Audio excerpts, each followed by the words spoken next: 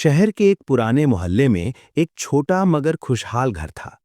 इस घर में रशीद साहब, उनकी बीवी सलमा और उनकी दो फूल जैसी बेटियां अमीना 14 साल और फातिमा 6 साल रहती थीं।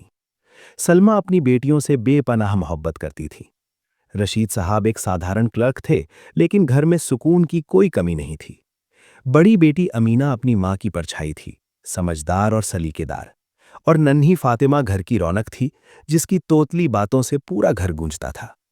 लेकिन कहते हैं ना, खुशियों को किसी की नज़र बहुत जल्दी लग जाती है। सलमा को अचानक एक लाइलाज बीमारी ने घेर लिया।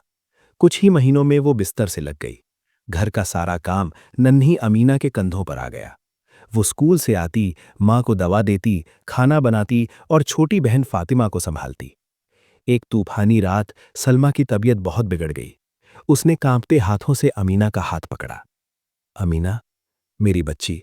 सलमा की सांसें उखड़ रही थीं। मैं जा रही हूं, लेकिन मेरा एक वादा करो। अपनी छोटी बहन फातिमा को कभी अकेला मत छोड़ना। तुम उसकी बड़ी बहन नहीं, अब उसकी मां हो।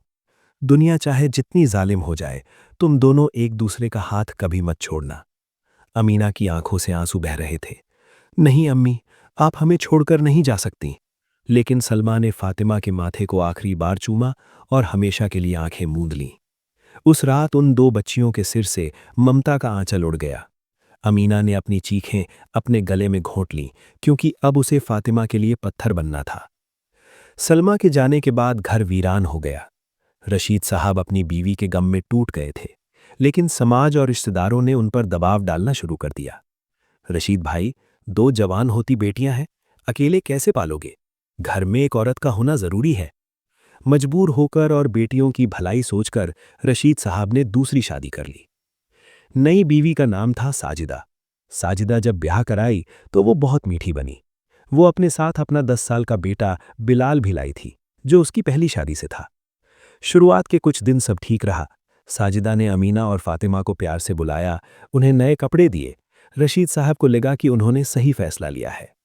लेकिन साजिदा के दिल में नफरत का ज्वालामुखी धधक रहा था। उसे रशीद साहब की बेटियों से नहीं, उनकी तनख्वाह और इस घर से प्यार था। उसे लगता था कि ये दो लड़कियां उसके और उसके बेटे बिलाल के हिस्से का राशन और प्यार बांट रही हैं। शादी के 3 महीने बाद रशीद साहब को कंपनी के काम से दूसरे शहर दुबई जाना पड़ा। वो साल में सिर्फ एक बार आ सकते थे। जाते वक्त उन्होंने साजिदा से कहा, साजिदा, मेरी बच्चियों का ख्याल रखना, ये अब तुम्हारी अमानत है। साजिदा ने मगरमच्छ के आंसू बहाते हुए कहा, आप फिक्र ना करें, मैं इन्हें सगी बेटियों से बढ़कर प्यार दूंगी। जैसे ही रशीद साहब की ट्रेन आंखों से ओझल हुई, साजिदा के चेहरे से शराफत का नकाब उतर गया। घर का दरवाजा बंद करते ही उसने अमीना की तरफ देखा। उसकी आंखों में अब ममता नहीं, आग थी। सुनो महारानी, बहुत हो गया आराम। तुम्हारे बाप ने मुझे नौकरानी नहीं बनाया है। आज से इस घर का सारा काम तुम दोनों करोगी। मेरा बेटा बिलाल राजा बाबू है, उसे कोई तंग नहीं करेगा। अगली सुबह से ही घर का नक्शा बदल गया। साजिदा ने अमीना को फज्र सुबह 5 बजे उठा दिया। उठ, पूरे घर का पोछा लगा, बर्तन धो और नाश्ता बना। और खबरदार जो उस छोटी चुड़ैल फातिमा को जगाया, उसे भी कह दे कि अब स्कूल जाने का नाटक बंद करे। अमीना सन्न रह गई। लेकिन अम्मी, फातिमा का इम्तिहान है, उसे स्कूल जाना है। साजिदा ने आव देखा ना ताव एक जोरदार थप्पड़ अमीना के गाल पर रसीद कर दिया। चटाक। वो थप्पड़ इतना जोरदार था कि अमीना जमीन पर गिर पड़ी। जुबान लड़ाती है मुझसे। आज से तुम दोनों का स्कूल बंद। लड़कियों को पढ़कर क्या करना है? चूल्हा चौका ही तो संभालना है। और मुझे अम्मी मत कहना, मुझे बेगम साहिबा कहो। नन्ही फातिमा, जो दूसरे कमरे में सो रही थी, शोर सुनकर जाग गई। वो दौड़ती हुई आई और अमीना से लिपट गई। आपा, क्या हुआ? अमीना ने अपने आंसू पोंछे और जबरदस्ती मुस्कुराई। कुछ नहीं गुड़िया, बस गिर गई थी। जा, तू जाकर अपना मुंह धो ले। उस दिन अमीना ने पहली बार जाना कि यतीमी क्या होती है। उसने पूरे घर का काम किया। साजिदा और उसके बेटे बिलाल ने पराठे और मलाई खाई, जबकि अमीना और फातिमा को रात की बची हुई 2 सूखी रोटियां दी गईं। फातिमा ने रोटी का टुकड़ा तोड़ते हुए मासूमियत से पूछा, आपा, आज अम्मी ने हमें अंडा क्यों नहीं दिया? मुझे भूख लगी है। अमीना का कलेजा फट गया। उसने अपने हिस्से की आधी रोटी फातिमा की थाली में रख दी। खा ले गुड़िया, आज अम्मी की तबीयत ठीक नहीं थी ना, इसलिए बनाना भूल गई, कल जरूर देंगी। अमीना ने झूठ बोला, ताकि फातिमा का दिल ना टूटे। लेकिन वो नहीं जानती थी कि ये तो बस शुरुआत है। सर्दी का मौसम आ गया था। साजिदा ने रशीद साहब के भेजे हुए पैसों से अपने और बिलाल के लिए नए गर्म कपड़े खरीदे, हीटर लगवाया, लेकिन अमीना और फातिमा के पास वही पुराने छोटे हो चुके स्वेटर थे। एक दिन साजिदा सोफे पर बैठकर चाय पी रही थी। फातिमा, जो बहुत छोटी थी, उससे गलती से पानी का गिलास मेज पर गिर गया। थोड़ा सा पानी साजिदा की नई साड़ी पर छिटक गया। साजिदा गुस्से से पागल हो गई। उसने नन्ही फातिमा के बाल पकड़े और उसे घसीटते हुए आंगन में ले आई। हरामखोर लड़की, तुझे अकल नहीं है। अमीना दौड़कर आई और साजिदा के पैरों में गिर गई। बेगम साहिबा, छोड़ दीजिए उसे, वो बच्ची है, गलती हो गई, आप मुझे मार लीजिए। साजिदा ने अमीना को लात मारी। बड़ी हमदर्द बन रही है ना, रुक, अभी मजा चखाती हूं। साजिदा ने बाल्टी भर ठंडा पानी, जो बर्फ जैसा ठंडा था, नन्ही फातिमा के ऊपर डाल दिया। आपा! फातिमा की चीख निकल गई। जनवरी की ठंड में वो भीग कर कांपने लगी। साजिदा ने दोनों को घर से बाहर आंगन में धकेल दिया और दरवाजा अंदर से बंद कर लिया। आज रात तुम दोनों यहीं खुले आसमान के नीचे रहोगी, ताकि पता चले कि ठंड क्या होती है। रात गहरी हो गई। कोहरा गिर रहा था। फातिमा का शरीर नीला पड़ रहा था। उसके दांत बज रहे थे। आपा, मुझे मुझे बहुत ठंड लग रही है, अम्मी को बुलाओ ना। फातिमा से सक रही थी। अमीना के पास कोई कंबल नहीं था। वो कोने में सिमट कर बैठ गई और फातिमा को अपनी गोद में ले लिया। उसने अपनी पतली चुन्नी और अपना जिस्म फातिमा के ऊपर लपेट लिया, ताकि अपनी शरीर की गर्मी उसे दे सके। कुछ नहीं होगा मेरी जान, मैं हूं ना। अमीना रोते हुए उसे लोरी सुनाने लगी, वही लोरी जो उनकी मां सुनाती थी। आसमान में चांद भी बादलों में छुप गया था, जैसे उसे भी इन यतीम बच्चियों का दर्द देखा नहीं जा रहा था। उस रात अमीना ने कसम खाई, ए अल्लाह, आज तू गवाह रहना, मेरी बहन के हर आंसू का हिसाब मैं लूंगी। मैं इसे टूटने नहीं दूंगी। मैं जीऊंगी और इस जुल्म के अंधेरे को चीर कर सवेरा लाऊंगी। लेकिन अगली सुबह जो होने वाला था, वो उनकी रूह को और भी गहरा जख्म देने वाला था। दोस्तों, आप मेरी वीडियोस देखते हैं, अपना कीमती वक्त देते हैं, ये मेरे लिए बहुत बड़ी बात है। लेकिन सच कहूं, हर वीडियो के पीछे सिर्फ मेहनत नहीं, मेरी नीयत और दुआ भी होती है। मेरी चाहत है कि ये पैगाम और लोगों के दिलों तक पहुंचे। आपका एक लाइक और एक सब्सक्राइब मेरे लिए सिर्फ बटन नहीं, हौसला है। क्या पता आपका एक क्लिक किसी की जिंदगी में खुशी या हिदायत ले आए।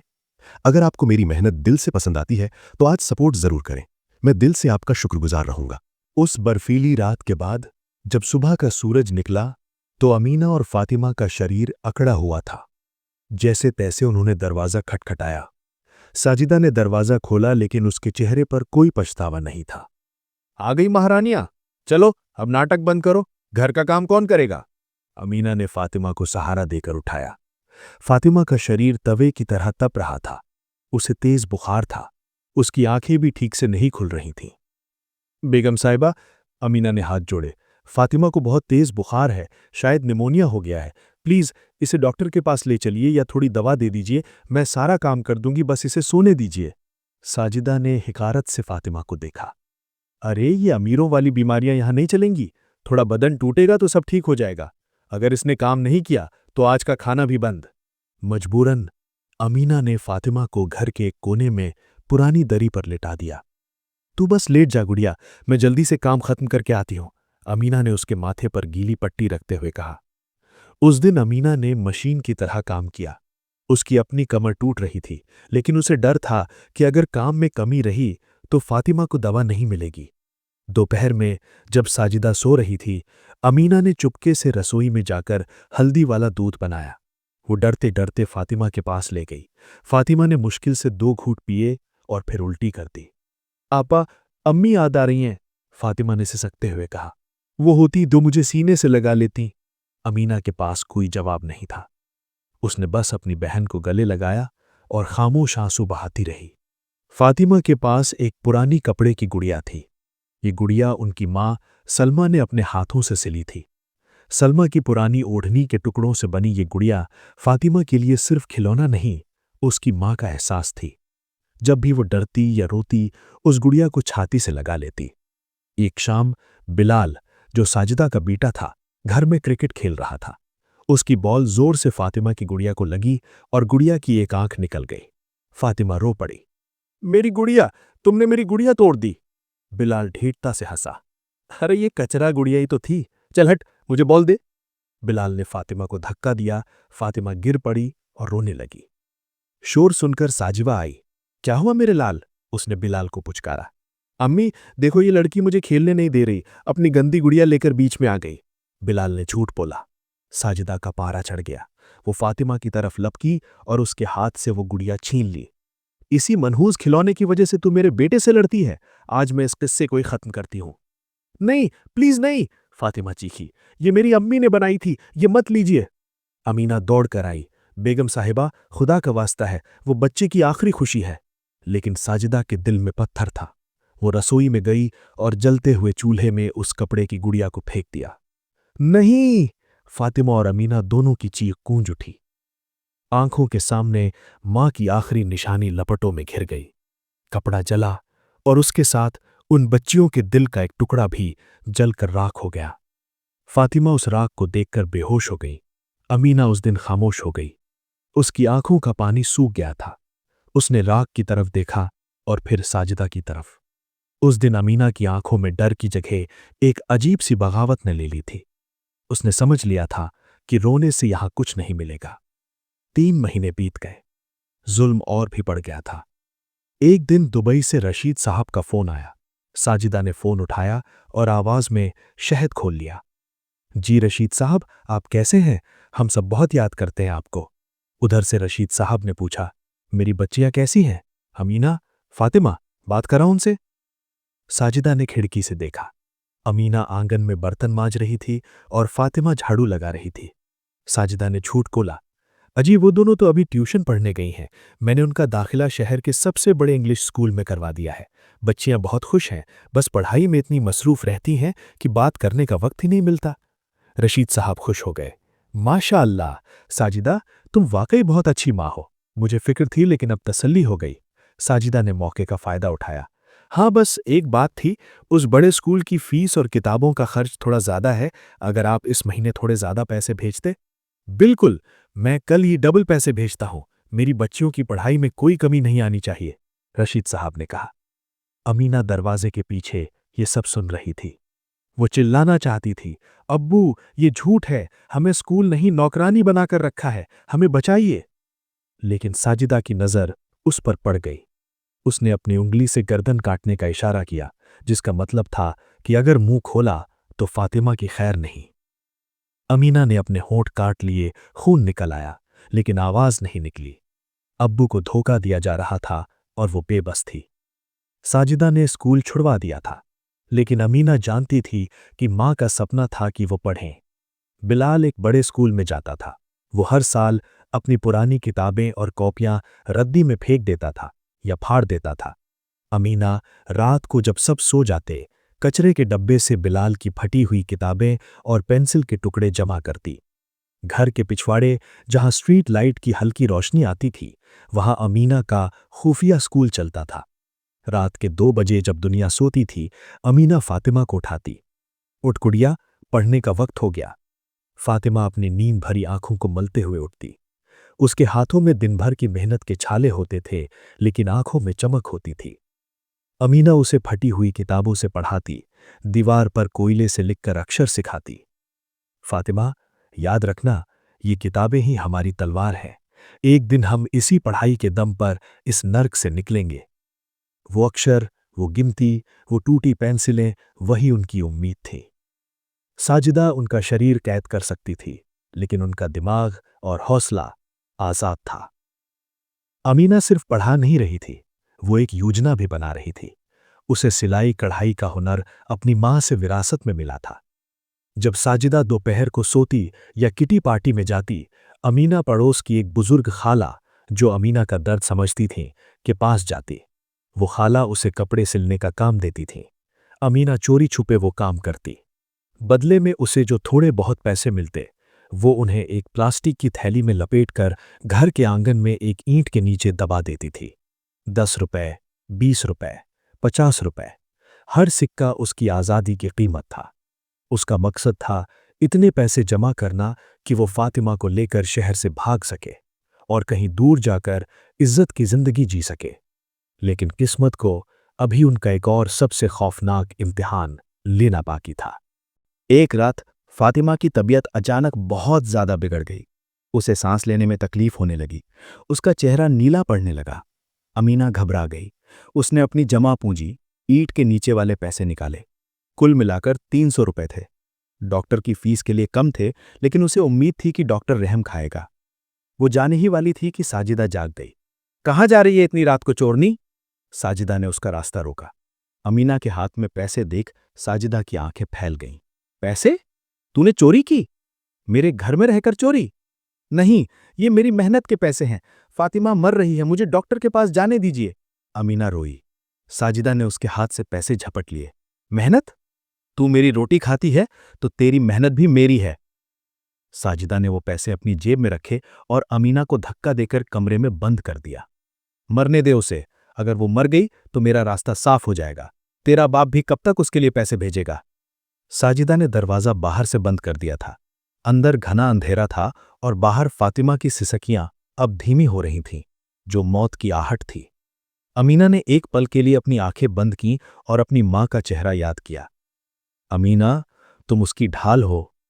उसने अपनी आंसू पोंछे। आज मैं रोऊंगी नहीं, आज मैं लड़ूंगी।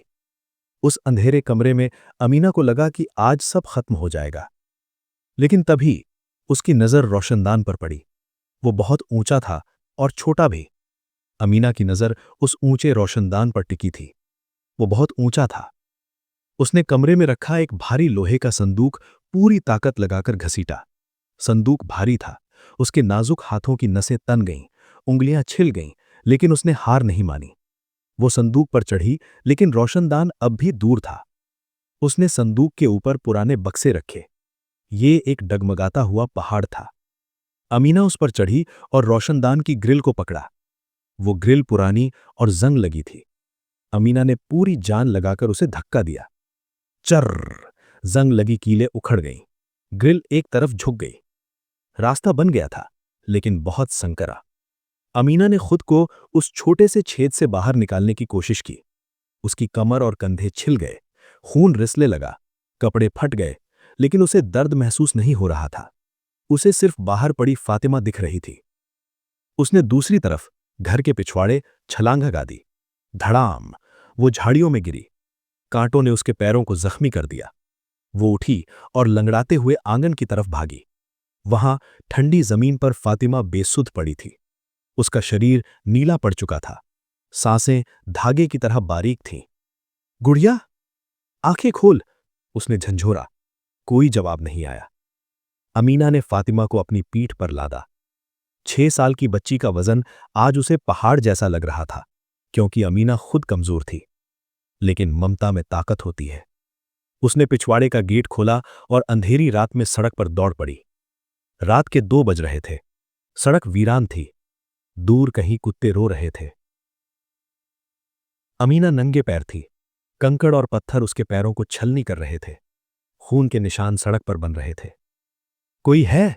मदद करो, मेरी बहन मर रही है। अमीना चिल्ला रही थी, लेकिन बंद खिड़कियों से कोई बाहर नहीं आया। फातिमा का शरीर उसकी पीठ पर ठंडा होता जा रहा था। अमीना का दम फूल गया। वो एक लैंप पोस्ट के नीचे गिर पड़ी। या अल्लाह! क्या यतीमों की दुआ अर्श तक नहीं पहुंचती? अगर आज इसे कुछ हो गया तो मैं भी जी नहीं पाऊंगी। वो फूट फूट कर रोने लगी।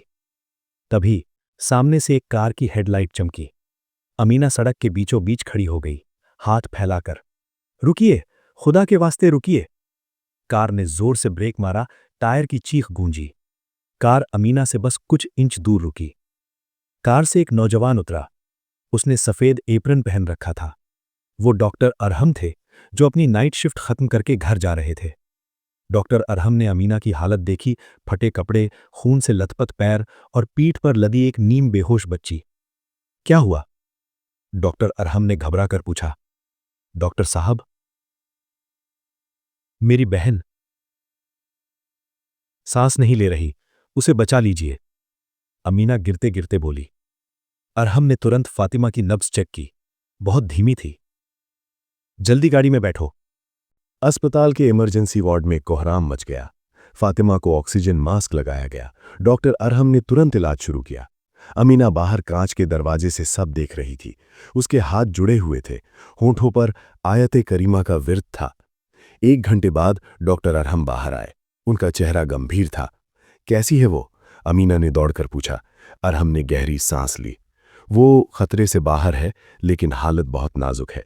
उसे निमोनिया है और शरीर में कमजोरी बहुत ज्यादा है। और अरहम रुका। उसने अमीना की आंखों में देखा। और उसके शरीर पर पुराने चोट के निशान हैं, और तुम्हारे शरीर पर भी। सच बताओ, क्या हुआ है तुम्हारे साथ? क्या पुलिस केस है? अमीना की आंखों से आंसू छलक पड़े। उसने डॉक्टर अरहम को सब कुछ सच सच बता दिया। माँ की मौत, सौतेली माँ का जुल्म, गुड़िया का जलना और आज की रात। डॉक्टर अरहम, जो खुद एक बाप थे, उनका दिल दहल गया। इतना जुल्म, और तुम सहती रहीं? मैं मजबूर थी डॉक्टर साहब। मेरे अब्बू बाहर है, उन्हें कुछ नहीं पता, अमीना ने कहा। तभी रिसेप्शन से नर्स आई। डॉक्टर, इस बच्ची के इलाज के लिए 5,000 रुपये जमा करने होंगे। अमीना का चेहरा पीला पड़ गया। उसके पास तो फूटी कौड़ी नहीं थी। वो 300 रुपये भी साजिदा ने छीन लिए थे। अमीना ने अपने कानों से सोने की छोटी बालियां उतारी। ये उसकी माँ की आखिरी निशानी थी, जो उसने छिपा कर रखी थी। डॉक्टर साहब, मेरे पास बस ये है। प्लीज़ मेरी बहन का इलाज मत रोकिए। बाकी पैसों के लिए मैं आपके अस्पताल में पोछा लगाऊंगी, बर्तन धोऊंगी। मुझे भीख नहीं चाहिए। डॉक्टर अरहम की आंखें बाहर आईं। उन्होंने अमीना का हाथ पकड़कर बालियां वापस कर दीं। बेटा, जिस बहन ने अपनी जान पर खेलकर दूसरी बहन को बचाया हो, उससे पैसे मांगना गुनाह है।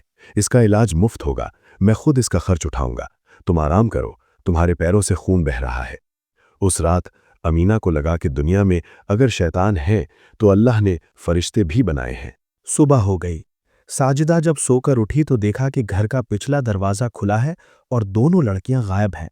वो समझ गईं कि अमीना भाग गई है। साजिदा के चेहरे पर खौफ नहीं, बल्कि एक शातिर मुस्कान आई। भाग गई? अच्छा हुआ। लेकिन अगर लोगों को पता चला कि मैंने निकाला है तो बदनामी होगी। और अगर रशीद को पता चला तो?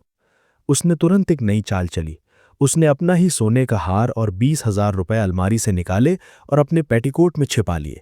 फिर घर का सामान बिखेर दिया और जोर जोर से रोने लगी। हाय, लुट गई, बर्बाद हो गई। मेरी सौतेली बेटी ने घर साफ कर दिया। साजिदा ने पुलिस को फोन किया। इंस्पेक्टर साहब, मेरी सौतेली बेटी अपने आशिक के साथ भाग गई और जाते जाते मेरे सारे जेवर और पैसे भी ले गई। वो बहुत चालबाज है। पुलिस तुरंत हरकत में आ गई। उधर अस्पताल में अमीना फातिमा के बिस्तर के पास सिर रखकर सो गई थी। अचानक वार्ड का दरवाजा जोर से खुला। पुलिस इंस्पेक्टर और 2 हवलदार अंदर आए। उनके पीछे पीछे साजिदा थी, जो मगरमच्छ के आंसू बहा रही थी। यही है वो चोरनी। साजिदा ने अमीना की तरफ उंगली उठाई। साहब देखिए, कैसे मासूम बनकर बैठी है। इसने मुझे रात भर बेहोश करके घर लूटा और अपनी बहन को अगवा करके ले आई। अमीना हड़बड़ा कर उठी। नहीं, ये झूठ है इंस्पेक्टर साहब। इसने हमें मारने की कोशिश की थी। हम जान बचाकर भागे हैं। इंस्पेक्टर ने अमीना को हिकारत से देखा। चुप कर।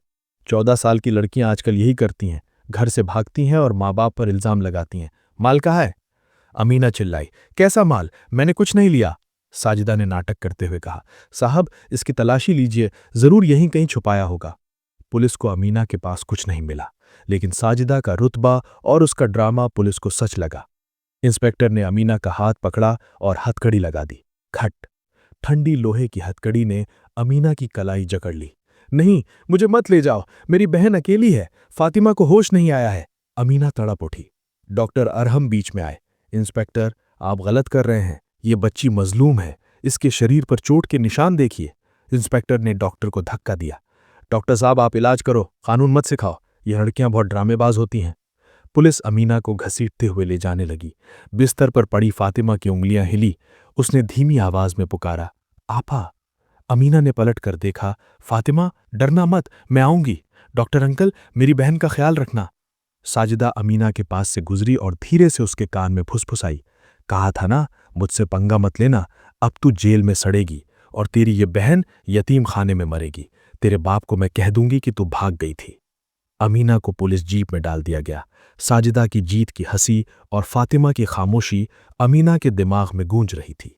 जेल की अंधेरी कोठरी में बैठकर अमीना ने दीवार पर अपना सर मारना शुरू कर दिया। अब्बू, आप कहाँ हैं? देख लीजिए आपकी बेटियों का क्या हाल हो गया है। लेकिन अमीना नहीं जानती थी कि अल्लाह की लाठी बेआवाज होती है। साजिदा ने पुलिस को बुलाकर अपनी जिंदगी की सबसे बड़ी गलती कर दी थी, क्योंकि अब ये मामला सिर्फ घर का नहीं, अदालत का होने वाला था और डॉक्टर अरहम चुप बैठने वाले नहीं थे। उन्होंने जेब से अपना फोन निकाला और एक नंबर डायल किया। हेलो, रशीद साहब, मैं डॉक्टर अरहम बोल रहा हूं। आपकी बेटियों के साथ जो हुआ है उसे सुनने के लिए कलेजा थाम लीजिए। दुबई के एक छोटे से कमरे में रशीद साहब अपने बिस्तर पर लेटे थे। रात के 3 बज रहे थे। अचानक फोन की घंटी बजी। अनजान नंबर देखकर रशीद का दिल घबराया। इतनी रात को कौन हो सकता है? हेलो, रशीद साहब, मैं डॉक्टर अरहम भारत से बोल रहा हूं। अगले 10 मिनट में रशीद साहब ने जो सुना उसने उनकी दुनिया उजाड़ दी। आपकी बेटी फातिमा आईसीयू में है। अमीना पुलिस हिरासत में है। शरीर पर सिगरेट और लाठियों के निशान, कुपोषण। डॉक्टर के हर शब्द रशीद के दिल पर हथौड़े की तरह बज रहे थे। फोन हाथ से छूट गया। रशीद फर्श पर बैठ गए। या अल्लाह, मैंने क्या किया? मैंने अपनी फूल जैसी बच्चियों को एक नागिन के हवाले कर दिया। वो चीखे, रोए और खुद को कूसने लगे। सलमा, मुझे माफ कर देना, मैं तुम्हारा वादा नहीं निभा सका। रशीद ने उसी वक्त अपनी कंपनी के मालिक के पैर पकड़े, अपना पासपोर्ट लिया और अगली ही फ्लाइट पकड़कर भारत के लिए रवाना हो गए। हवाई जहाज में बैठे रशीद को एक एक पल सदी जैसा लग रहा था। उनकी आंखों के सामने अमीना और फातिमा के हंसते हुए चेहरे आ रहे थे और फिर डॉक्टर की कही हुई बातें। उनकी मुट्ठियां भिंक गईं। साजिदा, अगर मेरी बच्चियों को एक खरोच भी आई होगी तो मैं तुझे दुनिया के किसी कोने में नहीं छोड़ूंगा। 24 घंटे बाद रशीद साहब बदहवास हालत में अस्पताल के आईसीयू वार्ड में दाखिल हुए। सामने बिस्तर पर नन्ही फातिमा लेटी थी। उसके हाथों में नलियां लगी थीं, चेहरे पर ऑक्सीजन मास्क था। वो इतनी कमजोर हो गई थी कि हड्डियों का ढांचा लग रही थी। रशीद साहब के पैरों से जान निकल गई। वो घुटनों के बल गिर पड़े और फूट फूट कर रोने लगे। मेरी गुड़िया, अब्बू आ गए हैं, आंखें खोलो बेटा। उनकी आवाज सुनकर फातिमा ने धीमे से आंखें खोली। धुंधली नजरों से उसने अपने बाप को पहचाना। अब्बू। उसकी आवाज इतनी धीमी थी जैसे हवा की सरसराहट। आप आ गए? आपा को बचा लो, पुलिस ले गई, अम्मी मारती है। ये सुनकर रशीद साहब का कलेजा फट गया। जिस अम्मी की वो तारीफ करते नहीं थकते थे, वो असल में जल्लाद थे। डॉक्टर अरहम ने रशीद के कंधे पर हाथ रखा। संभालिए खुद को रशीद साहब, अभी जंग बाकी है। अमीना जेल में है, हमें उसे बाहर निकालना है। डॉक्टर ने रशीद को फातिमा की मेडिकल रिपोर्ट और अमीना की चोटों की तस्वीरें दिखाई। देखिए, ये पुराने जख्म हैं, ये बच्चियां महीनों से तड़प रही थीं। रशीद साहब ने आंसू पोंछे। अब उनकी आंखों में आंसू नहीं, अंगारे थे। डॉक्टर साहब, चलिए पुलिस स्टेशन, आज हिसाब होगा। पुलिस स्टेशन का लॉकअप। अमीना कोने में घुटनों में सर दिए बैठी थी। उसे लगा कि अब यही उसकी किस्मत है। उसे लगा उसके अब्बू भी साजिदा की बातों में आ जाएंगे और उससे नफरत करेंगे। अमीना, एक जानी पहचानी भरी हुई आवाज आई। अमीना ने सिर उठाया। सामने सलाखों के उस पार रशीद साहब खड़े थे। अब्बू! अमीना चीख पड़ी। वो दौड़कर सलाखों के पास आई और रशीद साहब का हाथ पकड़कर चूमने लगी। अब्बू, मुझे यहां से ले जाइए, मुझे डर लग रहा है। वो बच्चों की तरह बिलखने लगी। रशीद साहब ने सलाखों के बीच से हाथ डालकर अमीना का सर अपनी छाती से लगा लिया। मैं जानता हूं मेरी बच्ची, मैं जानता हूं तू चोर नहीं, तू तो मेरी शेरनी है। तूने अपनी बहन को बचाया। मुझे माफ कर दे बेटा, मैं अंधा हो गया था। बाप बेटी दोनों रोते रहे। इंस्पेक्टर, जो अब तक साजिदा के प्रभाव में था, ये मंजर देखकर थोड़ा सहम गया। डॉक्टर अरहम और रशीद साहब वकील लेकर आए थे। इंस्पेक्टर, रशीद साहब कर्जे, मेरी बेटी पर झूठा इल्जाम लगाने वाली औरत पर मैं उल्टा केस कर रहा हूं। ये रही मेडिकल रिपोर्ट। ये घरेलू हिंसा और हत्या की कोशिश का मामला है। इंस्पेक्टर ने जब रशीद का गुस्सा और मेडिकल सबूत देखे तो वो समझ गया कि मामला बिगड़ गया है। उसने अमीना को जमानत पर रिहा कर दिया। अमीना और रशीद साहब घर पहुंचे। साजिदा को अभी खबर नहीं थी कि रशीद आ चुके हैं। वो इत्मीनान से सोफे पर बैठकर टीवी देख रही थी। दरवाजा खुला। साजिदा ने सोचा पुलिस आई होगी। आ गए इंस्पेक्टर साहब, मिल गया मेरा हार, वो मुड़ते हुए बोली। सामने रशीद साहब खड़े थे। उनकी आंखें लाल थीं, पीछे अमीना खड़ी थी। साजिदा के हाथ से अंगूर गिर गए। उसका चेहरा फक पड़ गया। रशीद, आप इतनी जल्दी? और ये लड़की यहां क्या कर रही है? इसने तो मुझे लूटा है। साजिदा ने फौरन पैंतरा बदला और रोने का नाटक शुरू कर दिया। रशीद साहब खामोश रहे। वो धीरे धीरे साजिदा के करीब गए। साजिदा को लगा कि उसका जादू अब भी चलेगा। रशीद, देखिए ना, इसने मेरा क्या हाल कर दिया है। तड़ाक! रशीद साहब ने पूरी ताकत से एक तमाचा साजिदा के मुंह पर मारा। साजिदा लुढ़क कर सोफे पर जा गिरी। उसके होंठ से खून निकल आया। एक लफ्ज और नहीं। रशीद साहब की आवाज से घर की दीवारें हिल गईं। मैं सब जानता हूं साजिदा, सब कुछ। मेरी बच्चियों को भूखा रखा, ठंड में बाहर सुलाया, फातिमा की गुड़िया जलाई और अमीना को जेल भिजवाया। साजिदा कांपने लगी। रशीद, ये झूठ बोल रही है। मैं तो मां जैसी। मां का नाम मत ले अपनी गंदी जबान से। रशीद ने चिल्लाया। तू औरत के नाम पर कलंक है। मैंने तुझे घर की मालकिन बनाया था और तूने मेरे घर को जहन्नुम बना दिया। रशीद ने बिलाल को देखा। और तू भी अपनी मां के साथ मिलकर मेरी बच्चियों को सताता था। बिलाल डर के मारे कोने में दुबक गया। तभी पुलिस जीप की सायरन बजी।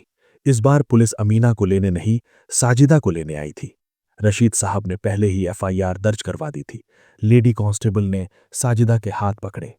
रशीद, मुझे माफ कर दो, मैं बहक गई थी। रशीद, मैं तुम्हारी बीवी हूं। साजिदा गिड़गिड़ाने लगी। रशीद ने मुंह फेर लिया। मेरी बीवी सिर्फ सलमा थी।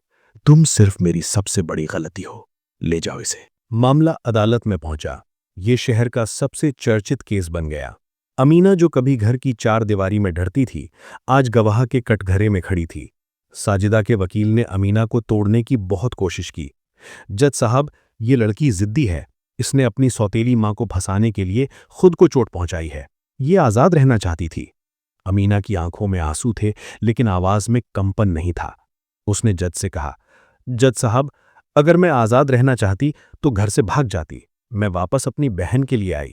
मेरी मां ने मरते वक्त कहा था कि फातिमा मेरी जिम्मेदारी है। मैंने अपनी भूख बर्दाश्त की, मार बर्दाश्त की, लेकिन जब मेरी बहन की जान पर बनाई तो मैंने बगावत की। क्या अपनी बहन को बचाना जुर्म है? फिर अमीना ने वो सबूत पेश किया जिसे देखकर पूरी अदालत सन्न रह गई। उसने अपनी पुरानी फटी हुई फ्रॉक की जेब से एक छोटा सा मुड़ा तुड़ा कागज निकाला।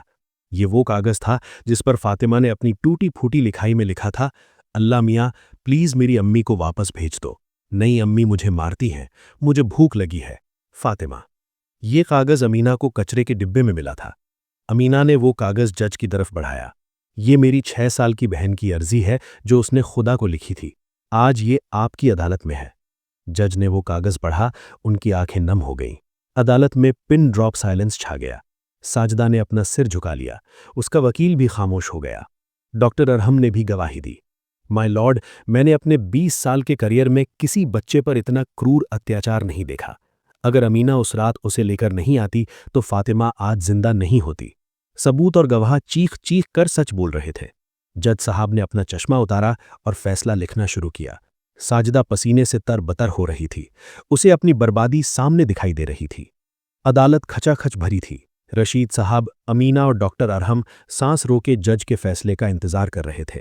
कटघरे में खड़ी साजिदा अब नजरों से गिरी हुई थी। उसका घमंड चकनाचूर हो चुका था। जज साहब ने गंभीर आवाज में फैसला पढ़ना शुरू किया। तमाम गवाहों और सबूतों, खास तौर पर मेडिकल रिपोर्ट और मासूम फातिमा के खत को देखते हुए ये अदालत इस नतीजे पर पहुंची है कि मुजरिम साजिदा बेगम ने न सिर्फ सौतेली मां होने का नाजायज फायदा उठाया, बल्कि इंसानियत को भी शर्मसार किया है। आईपीसी की धारा 307 हत्या की कोशिश, धारा 323 स्वेच्छा से चोट पहुंचाना और जुवेनाइल जस्टिस एक्ट की धारा 75 बच्चों के प्रति क्रूरता के तहत साजिदा बेगम को दोषी करार दिया जाता है। साजिदा के पैरों तले जमीन खिसक गई। जज साहब ने अपनी कलम उठाई। अदालत साजिदा बेगम को 10 साल की बामशक्कत कैद और 5 लाख रुपए जुर्माने की सजा सुनाती है। ये जुर्माना राशि अमीना और फातिमा के नाम पर फिक्स्ड डिपॉजिट की जाएगी। इसके अलावा जज ने एक और अहम हुक्म दिया।